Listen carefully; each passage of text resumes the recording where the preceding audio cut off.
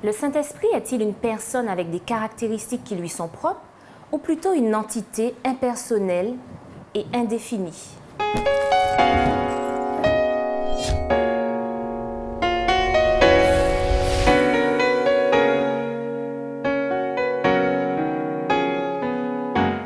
Bienvenue, chers amis, dans votre émission Autrement dit. C'est toujours un plaisir pour moi de vous retrouver afin de partager ensemble des thématiques autour de la Bible. Et ce trimestre précisément, nous parlons du Saint-Esprit. Alors, pour répondre à nos questions aujourd'hui, j'ai le plaisir d'accueillir Samuel Flamand et Patrick Luciat. Bienvenue à tous les deux. Merci. Alors, le Saint-Esprit est décrit parfois dans la Bible comme étant un vent ou un feu. Certains en ont conclu que c'est un être impersonnel, qu'on ne peut pas le définir. Qu'est-ce que vous en pensez? C'est vrai que dans ton introduction, tu disais que la Bible présente le Saint-Esprit à travers des symboles, l'huile, le vent ou d'autres symboles. Et il y a effectivement beaucoup de personnes qui refusent d'attribuer des caractéristiques d'une personne au Saint-Esprit. C'est peut-être plus facile de faire ainsi, mais je crois qu'il faut faire confiance à la parole de Dieu. Récemment, nous étudions le fait que le Saint-Esprit est Dieu. Il est difficile pour moi, étudiant de la Bible, plaçant ma foi dans la révélation divine, de croire que le Saint-Esprit n'est pas une personne. Surtout que le texte biblique nous présente le Saint-Esprit en y associant des caractéristiques d'une personne. Dans l'évangile de Jean notamment, chapitres 14, 15 et 16 entre autres, on va parler du Saint-Esprit qui convainc, du Saint-Esprit qui entend, du Saint-Esprit qui annonce.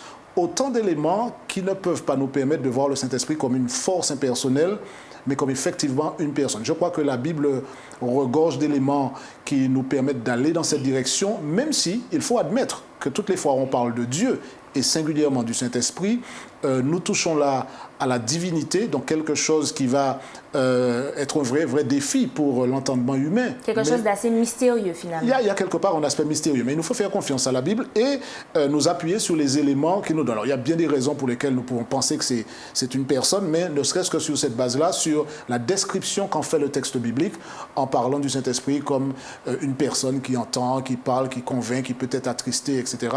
Le Saint-Esprit est une personne. Alors, est-ce que c'est un faux débat? Est-ce que vraiment ça relève d'un intérêt, d'un enjeu de savoir que le Saint-Esprit est une personne ou plutôt une force? Il y a un vrai enjeu derrière, dans la mesure où croire que le Saint-Esprit c'est juste une puissance qui n'a aucune personnalité, eh bien ça pose un problème par rapport au fait que Jésus, quand il part, il annonce un autre consolateur. Et d'ailleurs, il ne dit pas un consolateur, mais il dit un autre consolateur. C'est-à-dire qu'il annonce quelqu'un qui, en quelque sorte, est de la même, on peut considérer, de la même nature que lui, et qui va, nous dit le texte, qui va les conduire dans toute la vérité.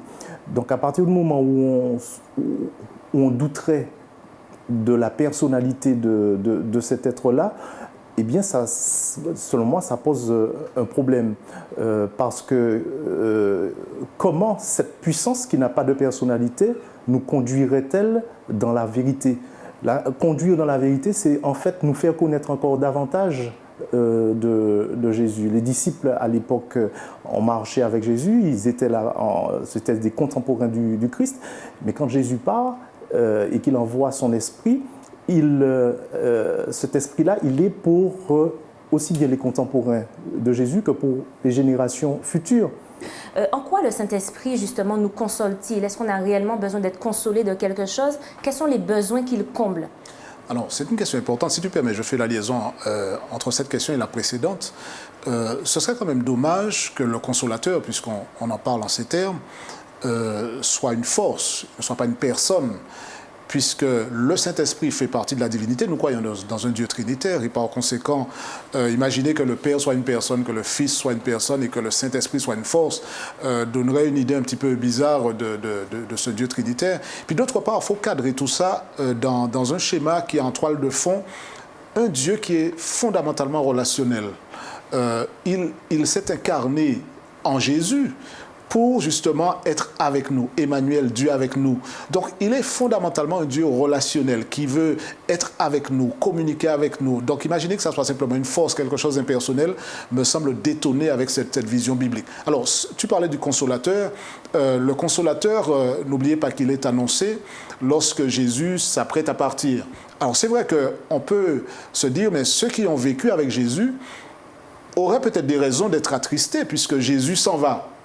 Mais ce qui est extraordinaire dans l'Évangile, et ça c'est une extrêmement bonne nouvelle, Jésus s'en va mais il annonce la venue de notre consolateur. C'est-à-dire que c'est toujours Dieu avec vous sous une autre forme. Ce ne sera plus le Jésus incarné. Et même s'il s'en va, la présence divine sera quand même là. Donc c'est un autre, comme Samuel disait à juste titre. Donc on parle de personnes distinctes, mais en même temps, il s'agit d'une personne de la divinité. Donc Jésus s'en va. L'absence de Jésus, c'est ce qu'il veut dire. Alors l'absence de Jésus sous la forme qu'on l'a connue lorsqu'il a foulé le sol de la Palestine, oui, mais il pâlit dans le sens où la présence physique de Jésus ne sera plus là, mais l'esprit sera partout, avec tous. Et c'est ce qui est extraordinaire. On n'a pas besoin d'être attristé. Il nous console du fait que le Jésus ne sera plus visible à nos yeux physiques. Mais la présence de la divinité est toujours assurée à travers la présence du Saint-Esprit. Alors, est-ce que ça veut dire, tu vas rebondir Samuel, que la cohabitation entre Jésus et le Saint-Esprit n'était pas possible? Pourquoi il fallait que Jésus s'en aille pour, à ce moment-là, livrer le Saint-Esprit? Alors, ce qu'il faut comprendre, selon moi, c'est que dans la Trinité, chacun a son rôle. Lorsqu'on se fait baptiser, lorsqu'on est baptisé, on est baptisé au nom du Père, du Fils et du Saint-Esprit. Et je pense que lorsque c'est présenté comme ça, c'est que chacun, le Père, le Fils, le Saint-Esprit a son rôle. Quand Jésus s'en va et qu'il dit qu'il envoie un autre consolateur, c'est que l'Esprit, il a une mission particulière. Alors, tu as utilisé le mot de palier. Le palier, c'est connoté dans le sens où il vient comme ce qui serait une sorte de pâle copie de Jésus. Quand on pallie un problème, on n'y remédie pas forcément, on trouve une solution palliative. Là, c'est vraiment Dieu qui est présent à travers le Saint-Esprit, mais il a une mission particulière. Alors, quelle est cette mission justement propre au Saint-Esprit? La mission du Saint-Esprit, je pense que Patrick va développer s'il le souhaite, c'est, nous dit le texte, de conduire dans toute la vérité. Et il va aussi, nous dit notre texte, rendre témoignage au sujet de la vérité. Donc, Jésus a vécu, mais on a encore tant et tant à apprendre de lui dans la relation, parce que c'est un Dieu relationnel, comme disait Patrick. Donc le Saint-Esprit est là pour nous permettre justement de comprendre, de mieux comprendre et de mieux connaître, c'est le mot qui est peut-être le plus juste, ce Jésus-là qui se qualifie lui-même comme étant la vérité. Il dit « Je suis le chemin, Jésus, la vérité et la vie », et le Saint-Esprit va nous permettre de mieux le connaître. Alors, j'ai plusieurs questions qui me viennent. Donc, tout d'abord, la notion de vérité. De quelle vérité on parle ici quand tu dis qu'il nous conduira dans toute la vérité? Alors, je crois que Samuel a commencé à donner un élément de réponse important. Il ne faut jamais déconnecter cette question et les autres également du thème global des Écritures. Que veut Dieu pour l'homme? Il veut entrer en relation avec lui, il veut lui offrir le salut par rapport au fait que le péché a tout gâché, pour dire les choses de manière très simple. Et par conséquent, lorsque le Saint-Esprit vient, il ne vient pas faire un one-man show. Il n'est pas là pour pouvoir dire, voilà, bien, je suis arrivé, Jésus n'était pas là, maintenant c'est moi qui suis sur la scène. Non, en fait, il est toujours dans cette démarche, j'ai envie de dire, centrée sur le salut de l'homme. Donc Jésus est venu, il a donné sa vie sur la croix du Calvaire, et maintenant qu'il s'en va, parce que cette phase de son ministère était arrivée à son terme, le Saint-Esprit vient et il conduit. Enfin, il vient pour les hommes hein, dans une démarche particulière, parce qu'il a toujours été là. Mais il vient pour conduire dans la vérité, parce que c'est toujours Jésus le centre. C'est lui qui est pour nous l'incarnation de notre salut, si je puis dire les choses de cette manière. Il était déjà là, Patrick. Oh, bien sûr. D'ailleurs, quand tu disais tout à l'heure, tu parlais de cohabitation, il n'y a pas eu de conflit entre les deux pour dire, bon, bien, on peut pas cohabiter, donc il va falloir dissoudre notre relation. Ce n'est pas ça l'idée. En réalité, le Saint-Esprit a toujours été là. Rappelez-vous, lorsque Jésus a été baptisé, dans une leçon précédente, on le disait, l'approbation de son ministère qu'il inaugurait a été symbolisée notamment par la venue du Saint-Esprit sous la forme d'une colombe. Donc, il n'y a pas du tout de bataille entre les deux. On parle de même Dieu. Et le Saint-Esprit donc conduit dans la vérité, c'est-à-dire que Jésus n'est plus physiquement présent, mais le Saint-Esprit continue continue d'exercer un ministère qui va toujours amener les hommes à la vérité. Jean 14 le dit très bien, « Je suis le chemin, la vérité et la vie ». Jésus se définit comme la vérité. Alors, il est vrai que la parole de Dieu aussi, c'est la vérité. Donc, le Saint-Esprit amène les hommes à focaliser sur Jésus, à mieux le connaître, à entrer en relation avec lui de manière encore plus profonde, à boire et à s'imprégner de sa parole, de sa révélation. Et le Saint-Esprit est donc là toujours dans la même dynamique de christocentricité, j'ai envie de centrer les regards sur Jésus, la source de notre salut et l'incarnation de ce salut. Comment comprendre qu'un concept qu'on peut dire même philosophique, la notion de vérité, certaines peuvent dire qu'il y a une vérité, d'autres qu'il y en a plusieurs, comment comprendre que ce concept soit incarné en une personne? Pourquoi Jésus-Christ serait la vérité? Alors, j'ai envie de dire, et devrais-je dire, je dirais tout simplement qu'il y a beaucoup de concepts qui trouvent leur incarnation et leur expression la plus aboutie dans la personne de Jésus. La bonté, l'amour même. Dieu est amour. La vérité, c'est Jésus. La parole, au chapitre de Jean, au premier verset, Jean, c'est Jésus qui parle, qui dit, Jean qui parle, qui dit au commencement était la parole. Et cette parole-là, on sait qu'il s'agit de la parole justement de vérité. Donc c'est vrai que philosophiquement parlant, on a tendance à traduire la vérité comme étant un concept, c'est-à-dire un terme qui est interprétatif, si je puis dire, et qui est abstrait. Mais Jésus est venu justement pour pouvoir dire que la parole s'exprime, la vérité, pardon, s'exprime en sa personne. Quand on voit Jésus, eh bien, on voit la vérité. Il est vrai, il est bon, il est amour.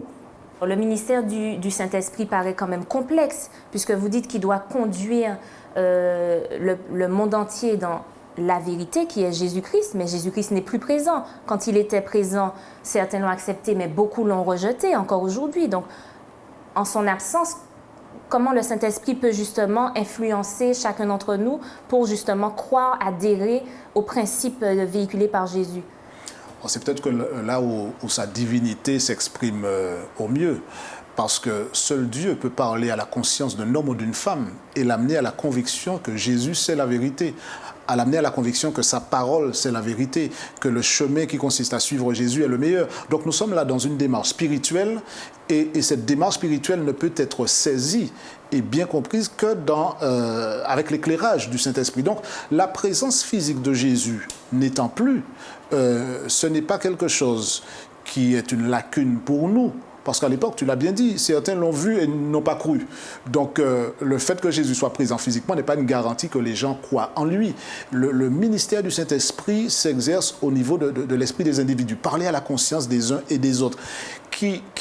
L'objectif étant de les amener à comprendre que même si Jésus n'est pas là, il s'agit d'une relation que l'on a au niveau spirituel avec un Dieu que l'on est amené à comprendre, à accepter par la foi, même si on ne le voit pas. Et c'est ce qui est formidable dans le ministère du Saint-Esprit. Et je crois que la meilleure preuve de tout cela, c'est les millions d'hommes et de femmes qui ont vécu depuis le départ de Jésus, depuis l'ascension de Jésus, et qui croient dans la vérité, qui croient en Jésus, qui croient dans le salut gratuit qu'il offre, non pas parce qu'ils l'ont lu dans un journal, mais parce que le Saint-Esprit a effectué un travail en eux, a amené chez eux la conviction. On parlait tout à l'heure des caractéristiques personnelles du Saint-Esprit qui convainc, qui dévoile, qui annonce, qui parle.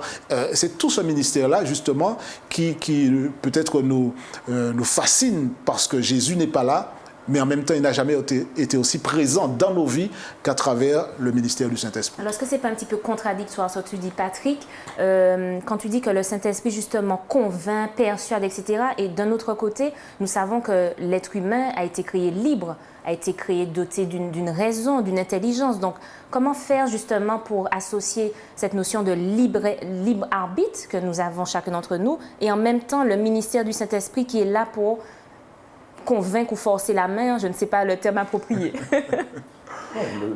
Le Saint-Esprit est là pour le texte nous dit pour nous convaincre de péché, de justice, de jugement, nous montrer en fait nos failles, nous montrer nos péchés, nous convaincre dans le sens, nous dire tu es sur, parler très concrètement, tu es sur la mauvaise voie. Donc c'est la petite conscience, c'est ce qu'on appelle la conscience qui nous parle. Exactement, il parle à notre entendement, à notre intelligence pour nous montrer où, à quel moment nous marchons dans la mauvaise direction.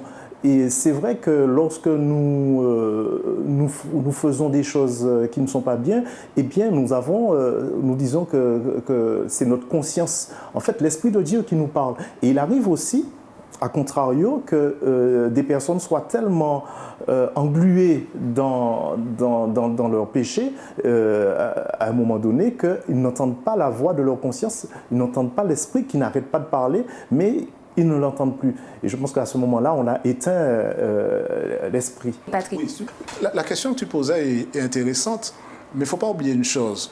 C'est vrai que Dieu a créé l'homme libre, mais pour bien comprendre la question et la réponse à y apporter, je crois qu'il faut examiner tous les paramètres de l'équation. L'homme a été créé libre, ça ne l'a pas empêché de choisir de pécher, d'aller dans la mauvaise direction d'un point de vue biblique. Et par conséquent, la liberté, c'est une chose. Mais le repère moral que Dieu donne à l'homme, il ne faut pas oublier qu'il a été perverti par l'arrivée du péché dans le monde. Donc la liberté de l'homme est souvent utilisée pour l'amener dans la mauvaise direction, malheureusement. Et le Saint-Esprit n'est pas là pour pouvoir dire que vous le vouliez ou pas, je vous impose d'aller dans cette direction. Ce n'est pas ce genre de conviction. Il parle à la conscience de l'homme pour remettre à l'endroit les choses qui ont été déformées par le péché et l'amener à marcher dans la bonne direction. Nous devrions être reconnaissants de ce que Dieu nous parle par son esprit pour nous ramener sur la bonne voie, dans la mesure où notre liberté, pervertie comme elle est par le péché, nous amène souvent à faire les mauvais choix. Alors, tu disais tout à l'heure, Patrick, que beaucoup, justement, ont accepté Jésus de son vivant et jusqu'à aujourd'hui. Mais qu'en est-il de ceux qui n'ont pas cru, qui n'ont pas accepté? Est-ce que ça veut dire que le Saint-Esprit ne leur parle pas, ne leur parle plus, qu'ils ne sont pas à l'écoute, qu'ils n'entendent pas? Comment expliquer, justement, que certains croient et d'autres pas? Eh bien justement, c'est là qu'entre en ligne de compte la liberté, le libre arbitre, pour pouvoir parler plus précisément. Il y a ceux qui acceptent, il y a ceux qui n'acceptent pas. Et Dieu ne force pas la main aux gens, il ne nous force pas la main. L'Esprit de Dieu nous parle, il a toujours parlé, il continuera de le faire. Et on constate que dans une maison, il y aura deux qui vont accepter de suivre la voie de l'Esprit et suivre Jésus et un qui n'acceptera pas. Malheureusement, c'est comme ça que ça se passe. Et la Bible, le texte biblique nous montre ainsi, dans des familles, dans un peuple, qu'il y a ceux qui ont fait des choix, soit de suivre Dieu, soit de le rejeter. Et parfois, on s'est même rendu compte qu'il y avait sur des multitudes, il y avait parfois que 2, 3, 4 qui ont suivi.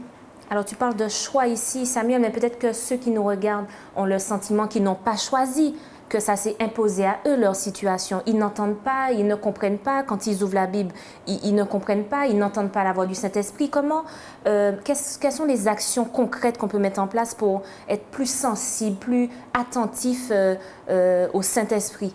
Moi, je crois que le Saint-Esprit n'est ni incompétent, ni fatigué. Il est à l'œuvre. Il agit et toute personne. Alors moi, je serais très embêté qu'il y ait certaines personnes qui échappent au radar du Saint-Esprit. Je me dis, bon, celui-là, je l'ai raté. Mais non, le Saint-Esprit agit avec tout individu, quel qu'il soit. Il parle à sa conscience, d'une manière ou d'une autre. Ce n'est pas nous qui allons donner des leçons au Saint-Esprit, mais ce ne serait pas juste pour Dieu de devoir déterminer si certains seront sauvés ou pas, si au départ, ils n'ont pas eu l'opportunité d'entendre, d'avoir leur conscience éveillée par l'action du Saint-Esprit. Par conséquent, on peut avoir des situations où des gens perçoivent certaines choses qui ne sont pas réelles.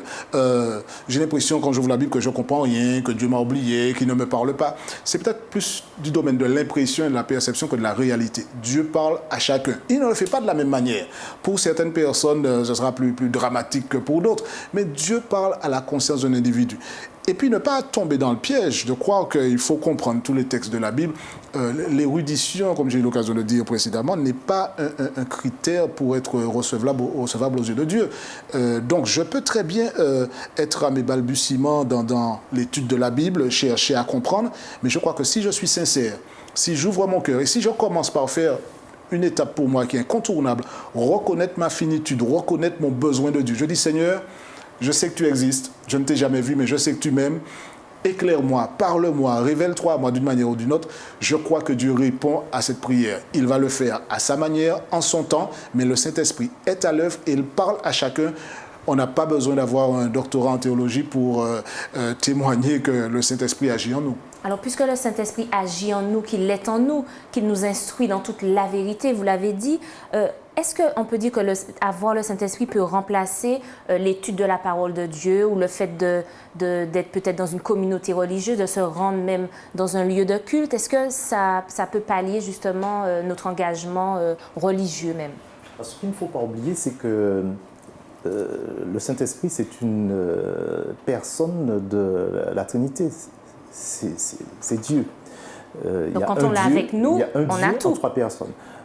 Si on a Jésus avec nous, si on a Dieu avec nous, on peut se poser la même question. Est-ce qu'on peut se dire qu'on ne lit plus la Bible ?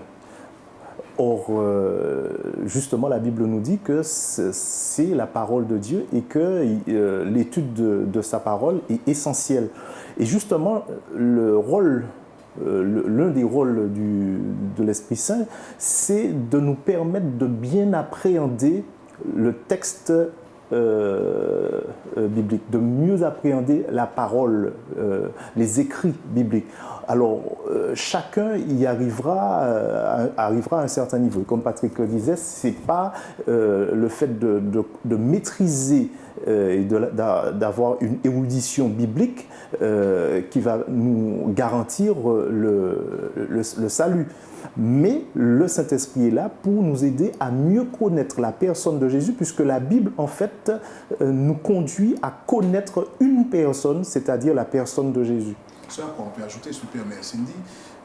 Je reviens à ce qu'on disait au départ. Le Saint-Esprit nous conduit dans la vérité. La Bible dit dans Jean 17, verset 17, « Ta parole, c'est la vérité ». Donc, ce Saint-Esprit-là ne peut pas servir de prétexte à qui que ce soit pour dire « Bon, mais comme le Saint-Esprit agit en moi, je n'ai pas besoin d'étudier ». Il nous conduit dans la vérité. Or, la parole, c'est la vérité. Le Saint-Esprit va nous pousser à étudier la Bible et va nous éclairer pour en saisir le message, comme le disait à juste titre Samuel. Et le texte biblique, la parole de Dieu, c'est la révélation de Jésus. C'est le salut qui est dans la parole de Dieu. Donc, le Saint-Esprit ne peut pas éloigner quelqu'un de l'étude de la parole. Si quelqu'un est dans une démarche où il s'abstient d'étudier, de puiser dans cette parole, dans ce pain de vie, et j'ai envie de dire, je ne suis pas sûr que ce soit le Saint-Esprit qui soit à l'initiative de cette démarche. Il nous conduira toujours dans la vérité, vers la personne de Jésus et vers la parole qui est Jésus. Jésus dit, la parole a été faite chair, hein, Jean 14. Donc tout s'emboîte, Jésus, le Saint-Esprit, la parole de Dieu, ce n'est pas contradictoire. Alors on comprend bien. Comment comprendre par contre cette déclaration d'un Corinthiens 6, verset 19, « Votre corps est le temple du Saint-Esprit ». Et plus globalement, est-ce qu'on peut dire qu'on doit posséder justement le Saint-Esprit en nous, puisque nous sommes le temple du Saint-Esprit, ou est-ce que c'est le Saint-Esprit qui nous possède? Enfin, comment comprendre son action en nous? Alors, l'apôtre Paul il fait une opposition entre deux choses. Il parle de la chair. La chair, c'est notre nature irrégénérée. Et puis il parle de marcher selon la chair et de marcher selon l'esprit. Donc lorsqu'on marche selon la chair, c'est-à-dire qu'on assouvit les pulsions de la chair. Et donc on fait toute espèce de choses qui ne sont pas en accord avec la volonté de Dieu. On va voler, on va mentir, enfin bref, on va faire toute espèce de choses. Et il y a en face de cela marcher selon l'esprit. Et quand on marche selon l'esprit, c'est qu'on est à partir du moment où on a accepté Jésus dans sa vie, eh bien, on est rempli de l'Esprit de Dieu. On est rempli de l'Esprit de Dieu. Donc, en fait, l'Esprit de Dieu, nous, on se vide, si je puis dire, pour répondre à la fin de ta question, on se vide de soi-même et on est rempli, on laisse Dieu nous remplir. Donc, c'est le Saint-Esprit qui habite en nous, qui nous possède en quelque sorte. Alors, c'est un des aspects fondamentaux. Il y a aussi un autre aspect à cette même question, je crois qu'on ne peut pas non plus passer à la trappe. C'est vrai que philosophiquement, il y a toujours une tendance, hein, surtout chez les Grecs à l'époque, de déifier la partie mentale, spirituelle, intellectuelle et puis de mépriser le corps. Pour nous, Dieu a une démarche holistique, c'est-à-dire qu'il a créé l'homme, il n'a pas créé un esprit vaporeux, il a créé un être humain de chair et de sang. Et ce corps-là aussi appartient à Dieu, surtout qu'il a été racheté à un grand prix.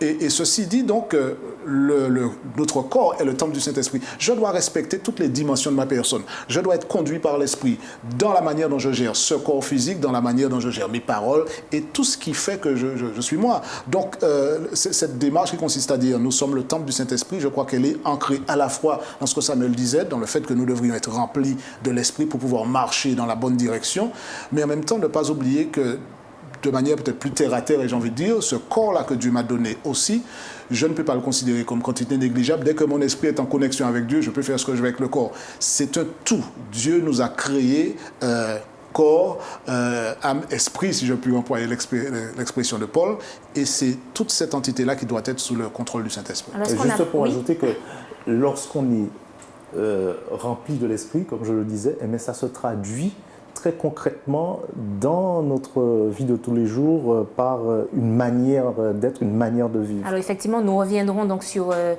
les répercussions d'avoir le Saint-Esprit en nous dans une prochaine étude. Mais pour finir, j'aimerais avoir votre avis sur la déclaration de Jean 4, verset 24. Dieu doit être adoré en esprit et en vérité. Est-ce que ça veut dire là encore que nous avons réellement besoin du Saint-Esprit pour pouvoir adorer Dieu parfaitement, en tout cas comme il le souhaite? La réponse courte, c'est oui. On pourrait s'étaler, bien sûr, sur cette question. Une démarche de communion avec Dieu, d'une vie harmonieuse selon la volonté de Dieu, ne peut pas se concevoir en dehors d'une direction de l'esprit, d'un éclairage de l'esprit. Donc, pour faire bref, oui, je dois adorer Dieu. La véritable adoration n'est pas une sorte de combinaison de rituels. Il s'agit d'une démarche fondamentalement éclairée et dirigée par l'esprit dans la vérité, c'est-à-dire qu'elle est centrée sur la personne de Jésus. Alors Samuel, tu veux peut-être rajouter quelque chose pour conclure? Oui, juste pour ajouter au contexte par rapport à ce que Patrick vient de dire, c'est que lorsque Jésus dit cela, c'est parce que la femme samaritaine l'interpelle sur un lieu spécifique d'adoration. Et en fait, adorer Dieu en esprit et en vérité, Jésus est en train de tordre le cou à une idée qui voudrait qu'il y aurait des lieux spécifiques réservés à l'adoration. Ce qui est important, ce n'est pas tant le lieu que la relation qu'on a avec lui. Et je ne suis pas en train de dire que les temples n'ont pas leur importance, mais c'est la relation avec Dieu et l'esprit dans lequel on l'adore et l'esprit qui nous anime. Merci en tout cas Samuel pour cette belle conclusion. Merci Patrick. Merci à vous chers amis de nous avoir suivis. Rendez-vous à une prochaine émission d'Autrement dit.